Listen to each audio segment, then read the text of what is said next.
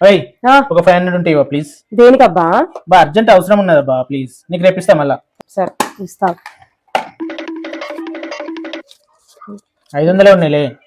సరే తీసుకో, రేపు ఇవ్వాలి మరి. పక్కా ఇస్తా. ఓయ్ ఆ, నిన్న నువ్వు నాకు 500 ఇచ్చినావు కదా, ఆ. ఇంకో 500. మళ్ళా 500 ఎందుకు? పిల్లలు పెట్టినే. ఏదో తేడాగా ఉందేంటి?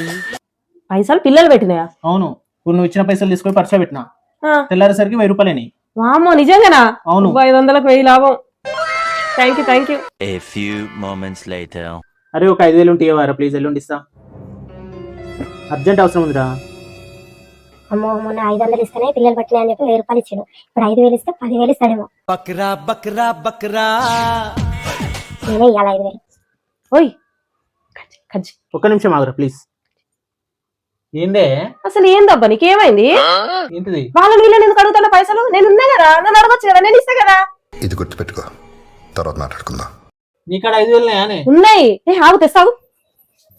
ఇగో ఇవి తీసుకో. థ్యాంక్ యూ నే. నీ 5000 కాకపోతే 10,000. థ్యాంక్ యూ నే నిజంగా. ఓయ్ మొన్న నా దగ్గర 5000 తీసుకున్నావు కదా, నిన్న ఇస్తా అన్నావు కానీ నిన్న కూడా వెయిట్ చేసిన నేను, మరి ఇస్తావా? ఏ 5000? మొన్న నీకు ఇచ్చినా కదా నేను 5000. ఓ అవా చచ్చిపోయినాయి కాదా?